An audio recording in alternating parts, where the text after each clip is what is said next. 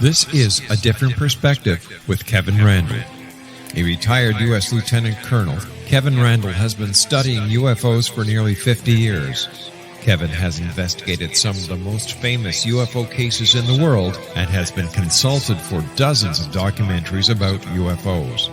Considered one of the leading experts into the Roswell UFO crash of 1947, Kevin has written more than 25 books about UFOs, including the recently published Roswell in the 21st Century. Now, here's the host of A Different Perspective, Kevin Randle. And welcome to this edition of A Different Perspective. I am Kevin Randle. I'll be joined by Tom Carey in just a moment here, and we're going to explore some of the things we didn't get a chance to talk to the last time he was on the program not long ago. A number of you expressed an interest in learning a little bit more about his background in ufology and his background and how he got to the point where he is now. And the point of the show at that time was to address the issue that Tom had suggested. He was retired from ufology, which isn't to say he was going to ignore anything that had to do with UFOs that came across his desk. It was just that he wasn't going to be out there actively investigating things as he had been in the past. Tom got involved with the Roswell case about 31 years ago, when we were looking for the archaeologists. And Tom has a background in anthropology. And I was mentioning just moments ago to Tom that Stan Friedman once was yelling at me about something. I don't know what it was. Something phrase that I'd used in a book that he didn't quite understand. And he was saying, well, you're an English major. You should have been better at that. And I said, no, I was an anthropology major in college. And he said, well, no wonder you and Tom Carey get along so well. That was before Tom Carey and I had some acrimonious times, I suppose we should say. But it's, I guess it shows kind of the nature of the UFO business, where some people just take offense at everything and or want to propel themselves into a leadership role in the UFO field at all costs. And Stan certainly was one of those, promoting himself much better than I promote myself, and certainly Tom promotes himself. But we'll get to that. So I think the thing to do is just bring Tom Carey on. Tom, are you there?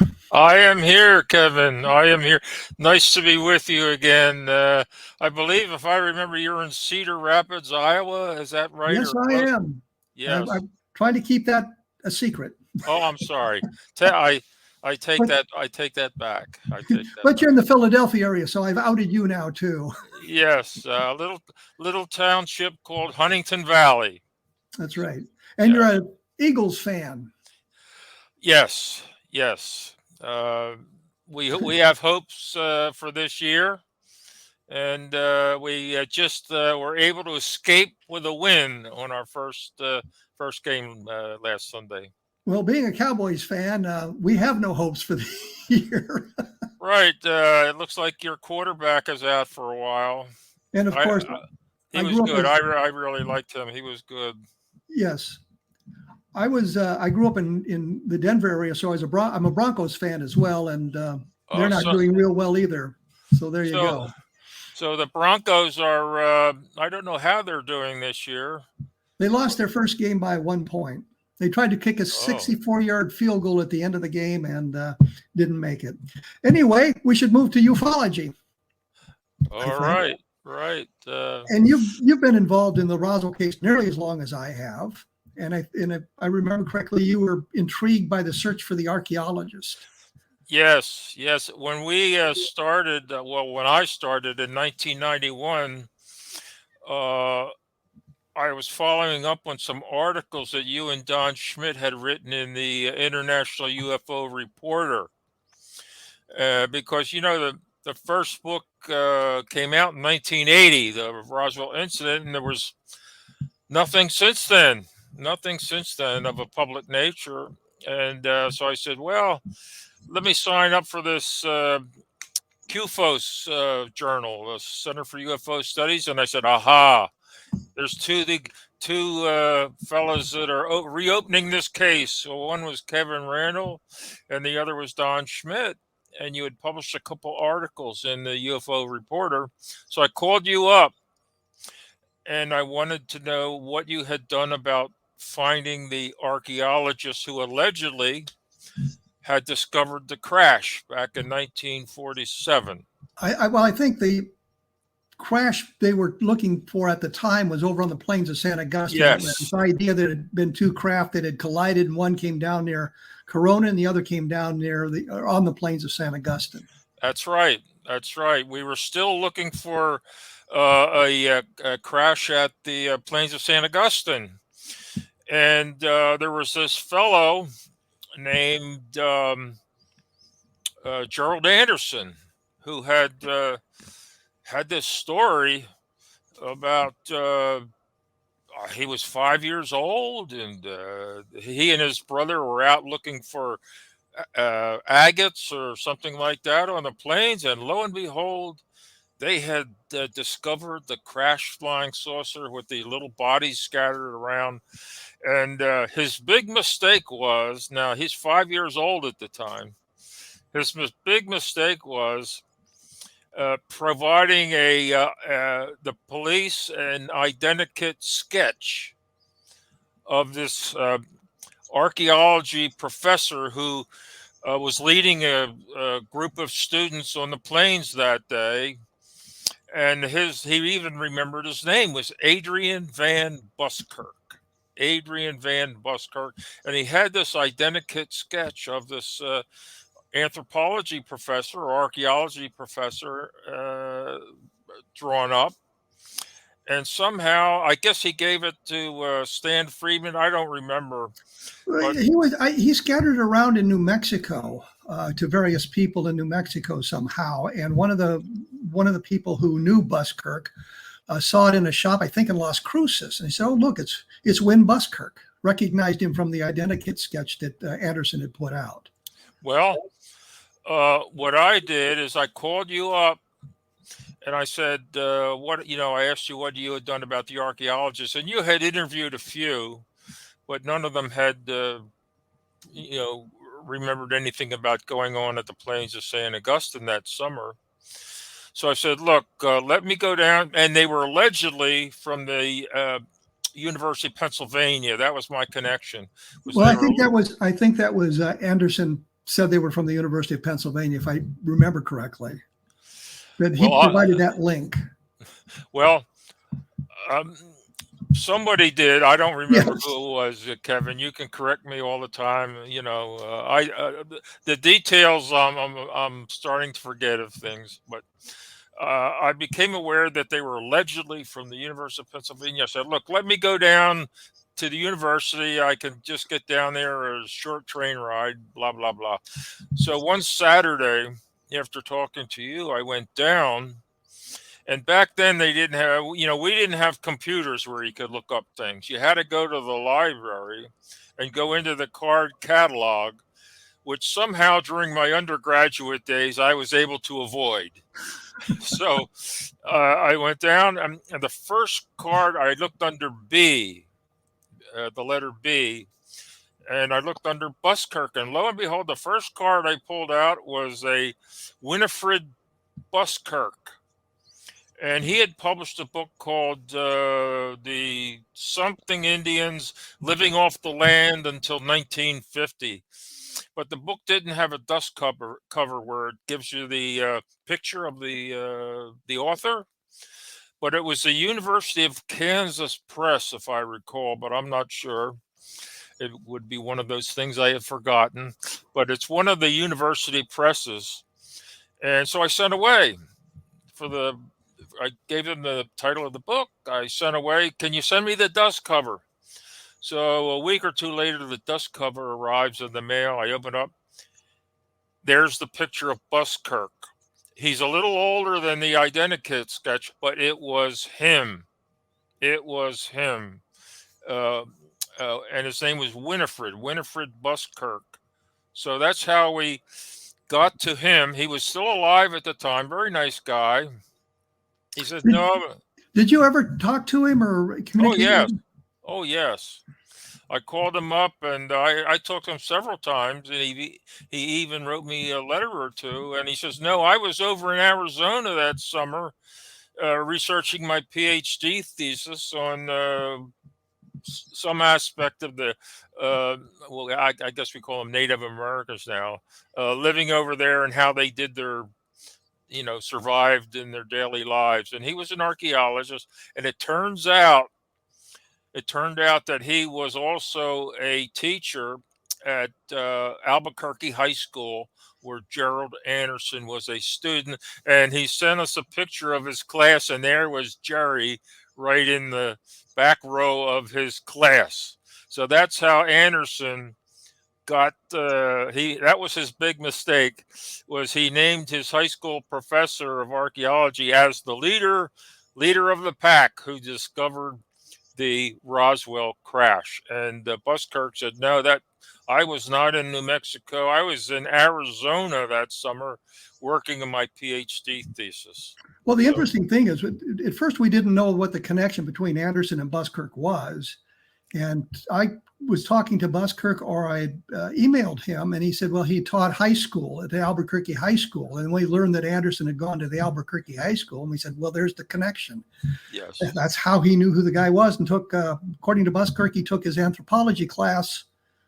Anderson took the anthropology class the first semester, and they took a French class the second semester. Yes. Yeah, so we were able to put them together that way, and of course, then Anderson's story completely and totally fell apart. Yeah, yes, under scrutiny. Let me interrupt you here, because we're going to have to take the first break. We're talking with Tom Carey, of course, as you can see. We're going to be talking a little bit more about the Roswell case, and then we'll get into some of the other aspects of the UFOs. We've got plenty of time to talk to Tom. We'll have a good time. There'll be additional information up at my blog at www.kevinrandle.blogspot.com. And if you're interested in Roswell, take a look at Understanding Roswell, because it makes an interesting case for the crash of the UFO. We will be back right after this. And we are back. I'm talking with Tom Carey. We're doing Roswell here a little bit.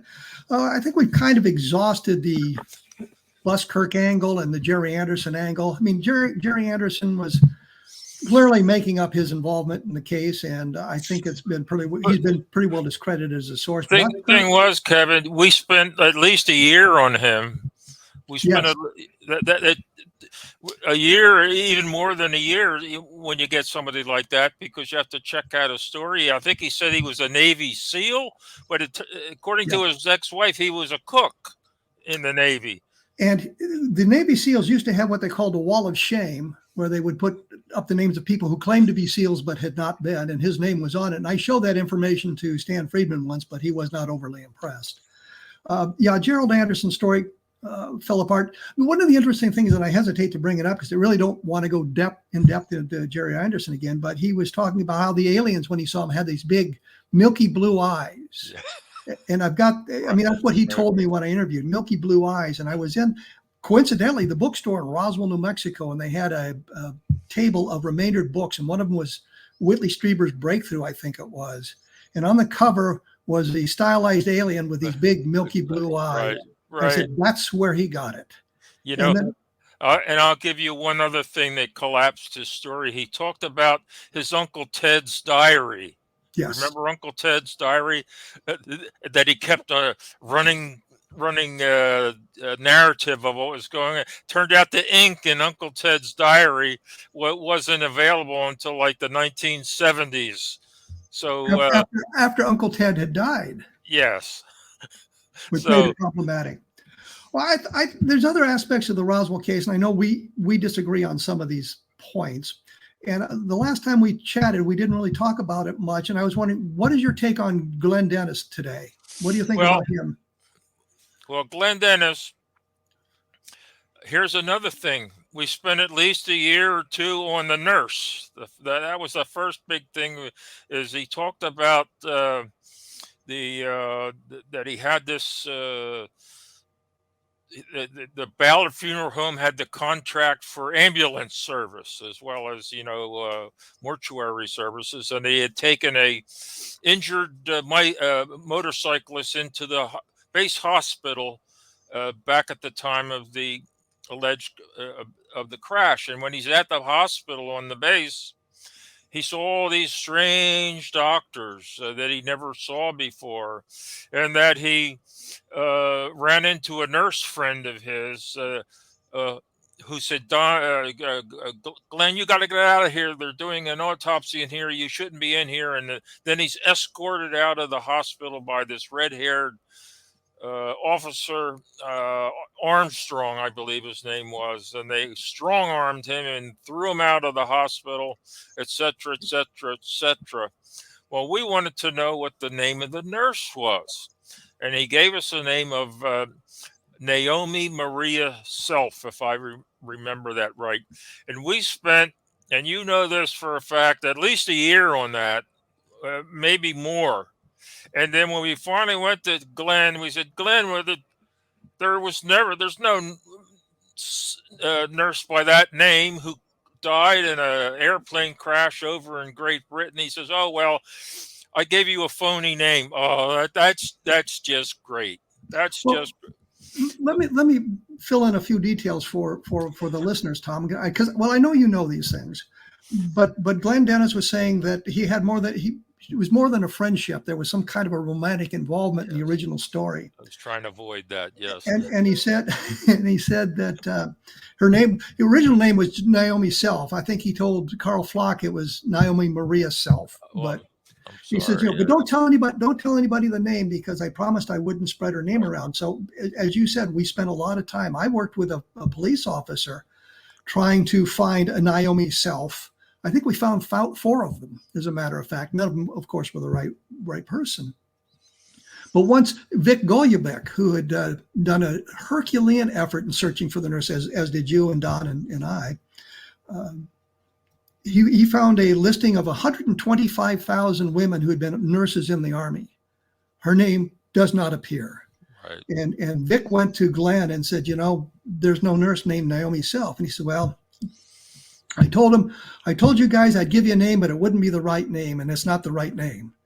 And I remember that I was talking to Glenn one time, and he said, have you found my nurse? And I said, no, we found a couple of women who have the same name. And that happens often. I said, I just talked to a guy just today we had been looking for. And I gave him the name, and he said, oh, he lives over in Las Cruces, New Mexico. And I called him up, and it was the right guy. But the point of the story was he said at that time, why haven't you found my nurse? I gave you the right name. And then once it all broke down, he says, well, I made up the name. So you can start over again. So that to me was the biggest of the red flags. Well, in a court of law, that certainly would impeach him for whatever else he had to say. But this is not a court of law, but that would have impeached him right there. And he would have been dismissed as a impeached witness. But as far as his overall story, we don't believe we came to discount his story about going to the hospital as totally made up, or at least the information gotten from somebody else that he ascribed to himself. The story about the receiving phone calls from the base inquiring about if they had child-sized caskets in stock at the Ballard Funeral Home, and he said that they might have had one, but he could get more. We believe that story because there were other witnesses at the time, I emphasize at the time, that he told the story to. And so we believe that part of the story about the caskets, because we have interviewed several other witnesses. Oh, yes, he did talk about that, blah, blah, blah, blah. But the rest of it, and this is what's interesting, at least to me, Kevin, was about the nurse. The nurse that he was describing, we believe, was that Eileen Fanton. That we had another witness or two that said, oh, yeah, we saw Glenn going around with her on the base several times. That appeared to be friends, and she also had died young. So she couldn't discount his story because she died young of some sort of congenital ailment. And so that part of the story we dismissed. But as far as the nurse is concerned, and this was totally fortuitous on my part, uh, I have a copy. I emphasize a photocopy of the 1947 Roswell City Directory. And I say that because the more important city directories would be the 1948 copy, which is basically 1947 data. So the copy that I have, and I emphasize it's a photocopy, not the actual book itself, is of 1946 data, and it's a 1947 city directory. I have a photocopy. The other two are missing. I have my ideas as to who has them, but I shall not even speculate on air. But they're both missing, unfortunately. So I'm looking for something else in the city directory. You know, we have a witness, and I'm looking to see if they're listed in the 47 directory. And my eye happens to catch the word nurse. You know, and so when I saw a nurse, so I looked at it, and the nurse was attached to a woman named Juanita Brown. Juanita Brown. Now, you know yourself, back in those days, we didn't have the search engines to really, plug them in and do their stuff and come up with names. We had to make phone calls, etc., etc. So I looked at this term Juanita Brown, and it said Nurse Marshall and Marshall Clinic.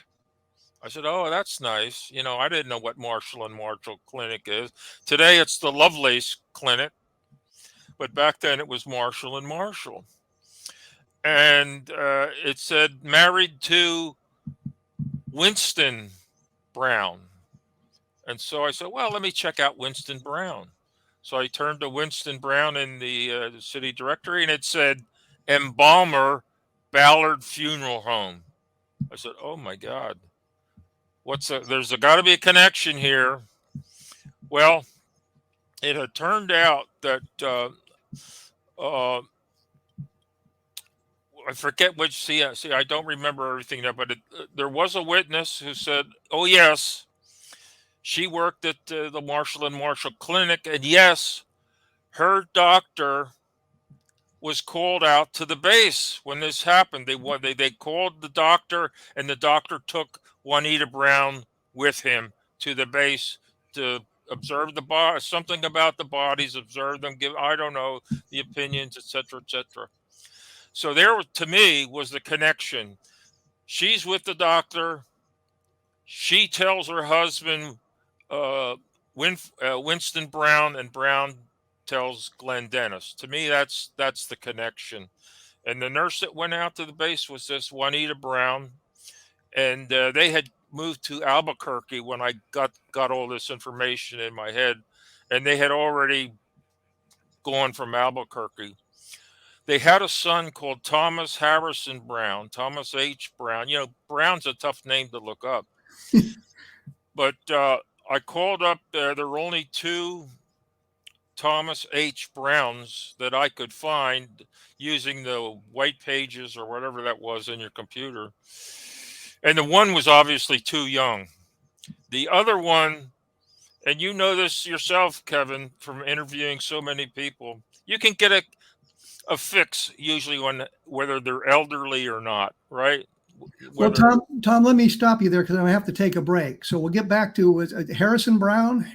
Thomas Harrison Brown. Thomas Harrison Brown. We'll get back to him as when we come back from this. We will be exploring some more about the Roswell case, so please stick around.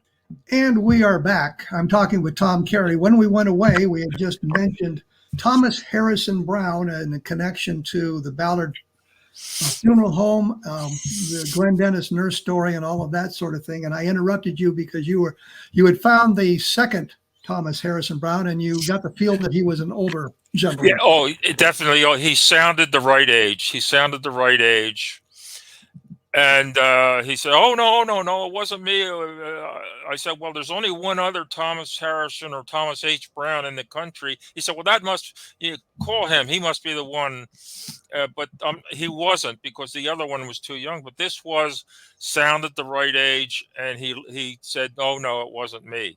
So that's as far as I could go with that, Kevin. But in my mind, uh, I also got the name of Juanita Brown's doctor. It's not that I don't know it, but that his son of the same name uh, is either still practicing in Roswell or he's recently retired. And I did call him up. I called up the son of the doctor who went out with Juanita Brown, and it's a long story how I got to him. And this is in a case like this. This is how you get your leads. It goes to this person, then you got to call that, and then back and forth. I ultimately got the lead from a former Philadelphia Eagles defensive cornerback by the name of Tom Brookshire. Okay, I don't know if you ever heard of him. Certainly have. Okay. He was on his way to the Hall of Fame, but he broke his leg in 1961, and that ended his football career. But one year, have you ever met my wife? Was she down there? Okay, you did meet my wife. Well, I actually visited with you in Huntington Valley when I was doing a convention in just across the river in New Jersey, and we went out to dinner one afternoon. Oh my God! Are you? Yes, we had a bet on the Cowboys-Eagles game. It was a steak dinner, and you lost. So you had to buy me a steak dinner, and we all went out to dinner. Kevin, that are you? Yes, Tom, I'm sure. I'll ask Doreen. Because see how important I am, people. He forgot who I was. I remember Schmitt was here once. I do remember that, as I cooked up steaks on the barbecue. But the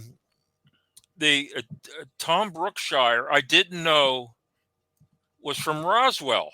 He was from. I never knew that. So the year that my wife came down, I know that we went out to lunch with you. My wife and I went out to lunch with you that year, not that long ago.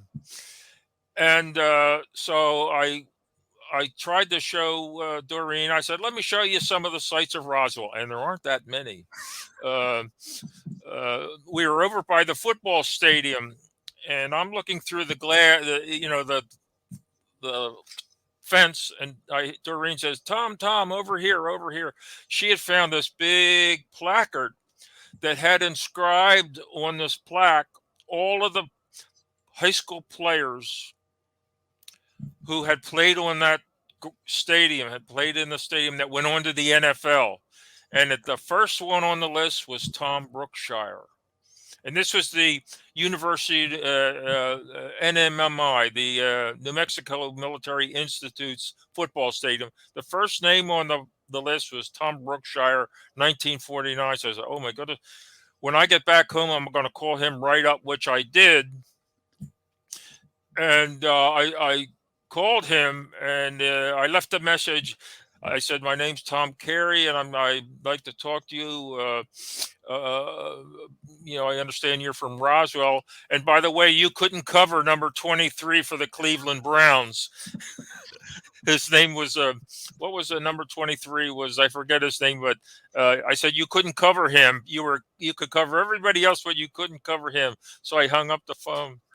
Well, within 10 minutes, the phone rings, and he starts to leave a message. He says, listen, Carey, you don't know what you're talking about. Ray Renfro was the guy's name. Ray Renfro, little receiver. Yeah, I could. What game were you watching?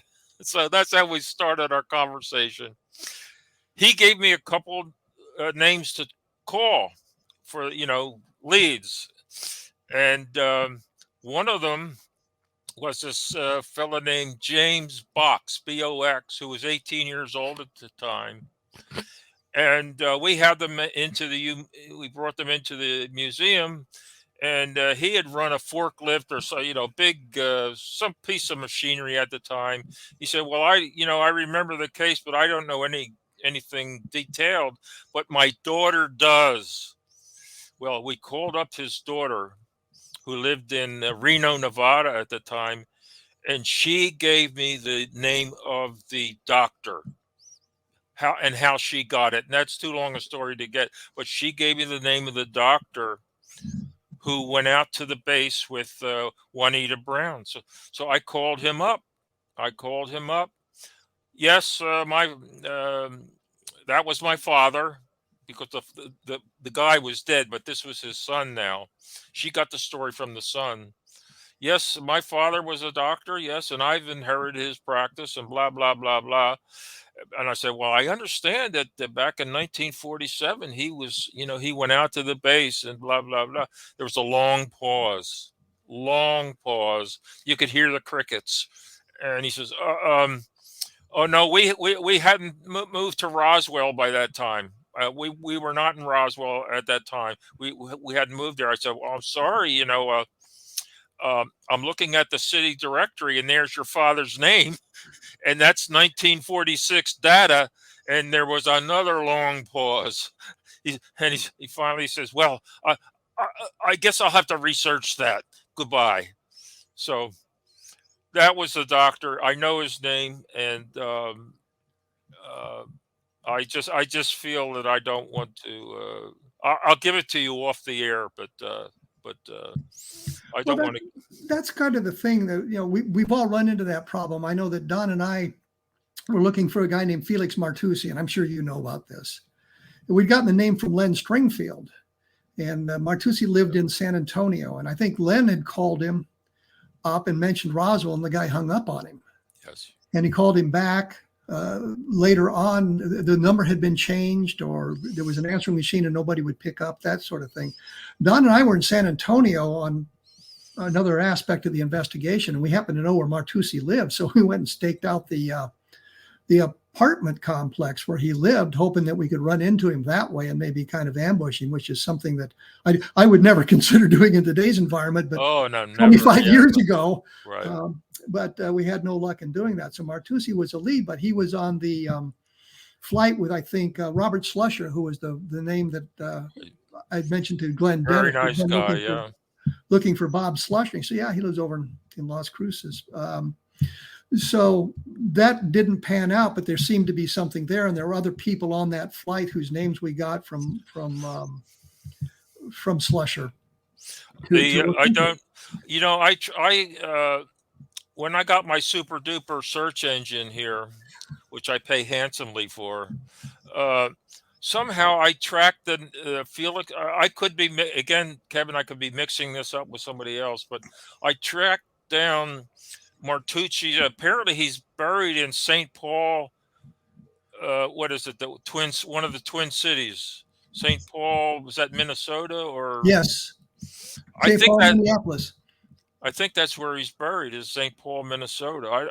I could be, but it was Felix Martucci, which is not a common name. Well, but the thing is, they're names you wouldn't think are common. You find there's multiple people who have those names. I actually, while I was in the National Guard, got into trouble for a DWI in Florida. I could not believe there's another Kevin D. Randle spelled this way. And I said, well, it couldn't have been me. And they said, well, how do you know? And I said, because I was in Iraq at the time. Right. So it's okay. Never mind. That would do it. Never mind. But that's the thing that we run into people with the same names. But the other thing is, once somebody living in one area and they pass away, they're often returned to their home, their original place of birth, and things like that. So I think I'm pretty sure it was the same guy, but I was puzzled why it was St. Paul, Minnesota. Yeah.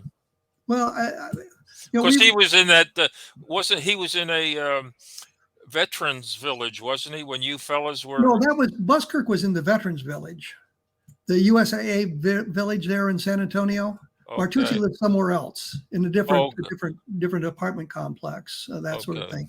But I think I don't know how interesting it is for the audience to learn that the investigation is not just a straight arrow. And you watch a Right. television program where they're trying to solve a crime and they just go right, Yep. they phone right in. The witnesses pop out from trees right there. Oh boy.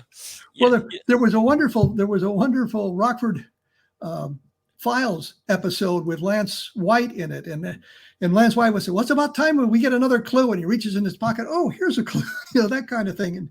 And in the investigation, it's somebody says something, and you go to that lead, and to the next lead, and to the next lead, and finally you get to the point where you've got somebody that you can talk to and get some information. There used to be a TV series called Cold Case. Do you remember that? Yes.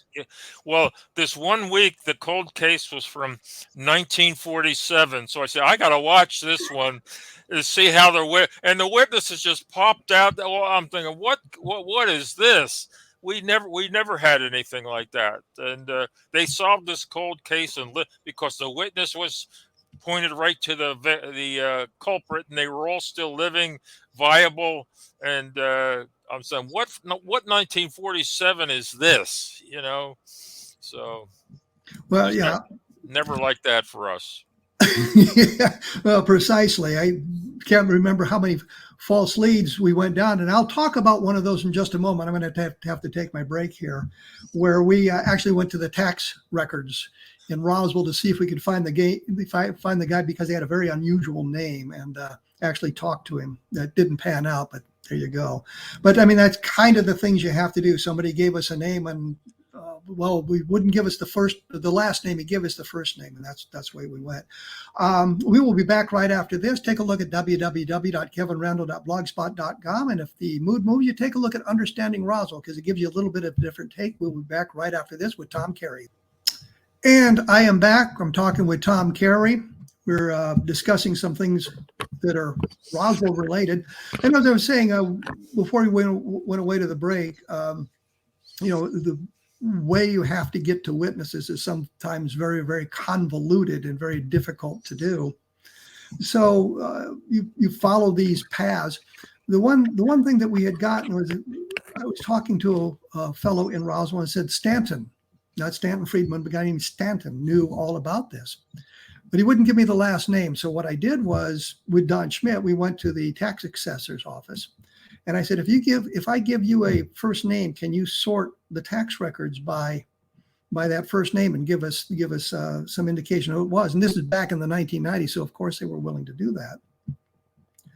So what we did, we waited. They gave us three names. One was a gas station, one was another business, and one was a guy living in Roswell. So we went and visited him one day, an older gentleman, as you would expect. Didn't really want to tell him exactly what we were there for, wanted to kind of ease into it. We didn't want to be accused of leading the witness, I guess is the best way of saying it. So what we chatted with him. He showed us around. He had a big collection of Old West magazines. It's a magazine that deals with real things in the Old West, not fiction, but the real events of the Old West and that sort of thing. Chatted with him, and just never got any information that he had anything to do with the Roswell case. The idea was that he had actually taken some pictures out on the debris field, which, if we could have found those, would have really accelerated the investigation. So anyway, we let that go, and was never able to find the pictures. I was told the pictures would be provided to me at some point, but they never were. We somehow lost those. Anyway, that's another way that we follow these sorts of trails in an attempt to learn what is going on and who is where. And for a 75-year-old case, yes, very, very difficult. It looks like you lost my picture too, but yes, we did. You're now a big black square, so there you go. But we can hear your voice, and besides, the audience is going to be focusing on me anyway. Yes, that's true. Before we go off on another tangent here, I was wondering if what your thoughts were on MJ12. It became quite a diversion in the UFO field. So I wondered if you could tell me a little bit about what you thought of MJ12. And since we don't have a response, You don't have Okay. it. We don't have your picture, Tom, but we got the sound. So what are your feelings on MJ12? It's the thing is, Kevin, when our mandate was to find every last witness that we could that was still alive that would talk. I think that was our main mandate as far as I could see. My feeling was, yes, I'm sure they have some unit entity people who are in control of the wreckage and the bodies, and they're taking care of this stuff legally and physically and all. But I said, and I don't care what they call them, whether they're the unholy 13, as somebody else called them, the MJ12. I did not care one hoot about that, to be honest with you, Kevin, because I was more interested in tracking down people rather than getting into the discussion. Was it called MJ12 or Magic 12 or Majestic? Or I was satisfied that somebody was in control. What they called themselves, I did not find very interesting. Well, what I think the problem is, when we look at this sort of thing, MJ12 diverted an awful lot of resources and discussion that could have been used in going directions that would be more beneficial to the investigation.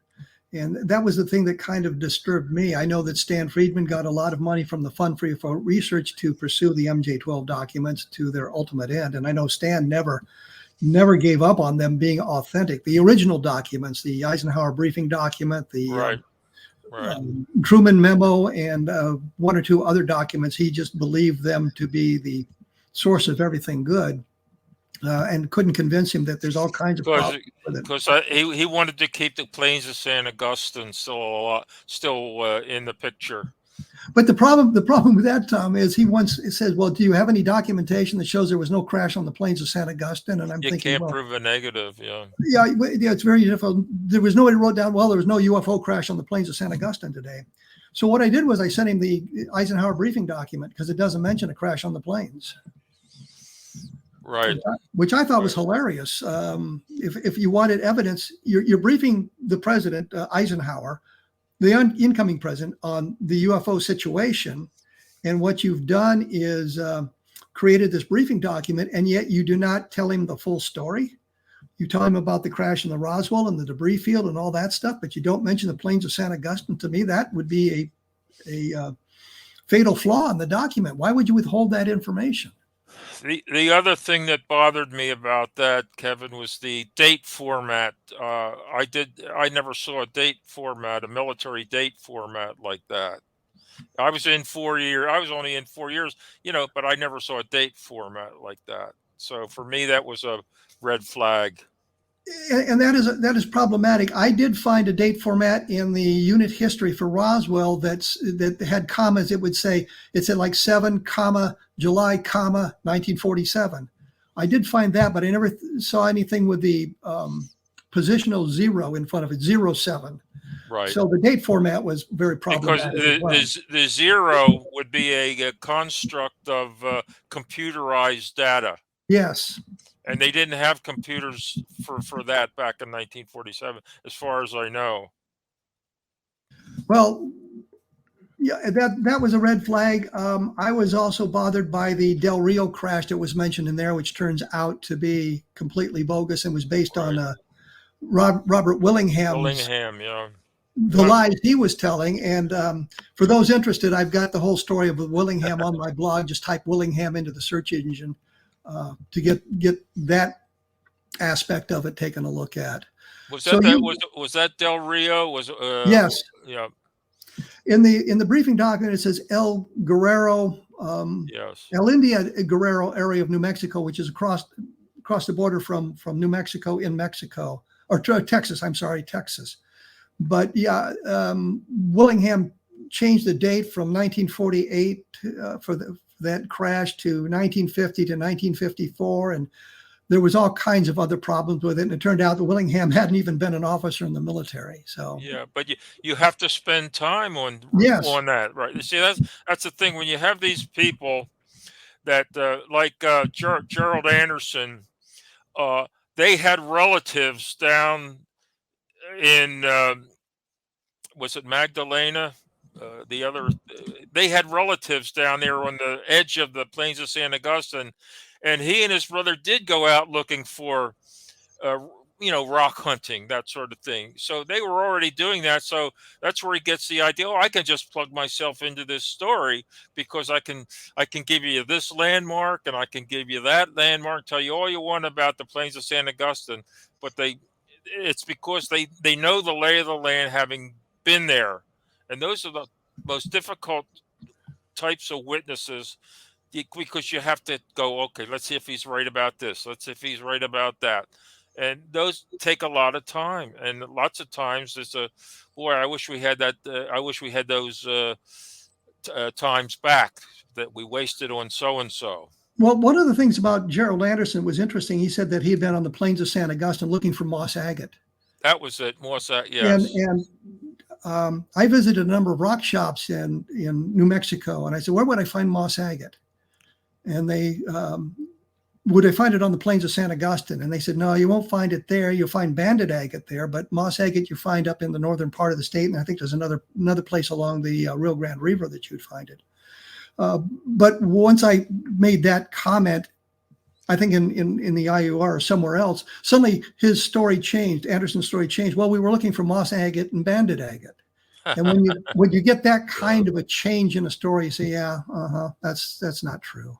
That's not true.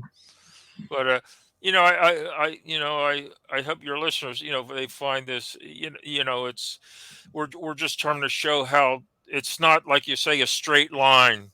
It's you go this way, you go that way, trying to find the nexus or the pot of gold at the end. It's not usually a straight line, and a lot of time was spent on dead ends. But this, for myself, whenever I would get a dead end, I feel, oh my goodness, what am I doing? But once you get a hit, that re-energizes you. At least it did me. It would energize me to keep going because I got a hit, and maybe I got 5 or 6 dead ends. They fall by the wayside. So that's how it went for me 30 years. Every time I got discouraged that, oh, nobody knows anything, no, we're not going to find any more witnesses, you'd find one, and that would re-energize yourself to continue on. And at least that's the way it was for me. Well, Tom, we're out of time for this segment. This is really what I think of as part 1. When we come back for part 2, you're involved in some other studies, other projects that you've got going now that you've kind of retired from ufology, and we'll get into those things and that you're doing now. And I want to ask you about a couple of other aspects of ufology, get your opinion on, I know you're not through with alien abductions or cattle mutilations or those sorts of things, but I just want to get a quick word or two from you on those sorts of things, what you think about it from your association with ufology. I'd like to start out though. You had asked me the last time I talked to you, what was our most recent witness? I have a new one. Well, we will get to that. I've got to break away here because we're out of time. I have to mention it's at www.kevinrandle.blogspot.com. My latest book on Roswell is Understanding Roswell, and I think another important case that's getting overlooked or has been overlooked for too long is Levelland, and I did a book on that, looking at all the witnesses, and I found some interesting things. Like Tom says, you're following these paths and you find something that re-energizes you. And there's a couple of things in that book that are like that. I will be back with Tom Carey with part 2. So thanks for tuning in for this, and we will be back next time with Tom Carey finishing up our discussion.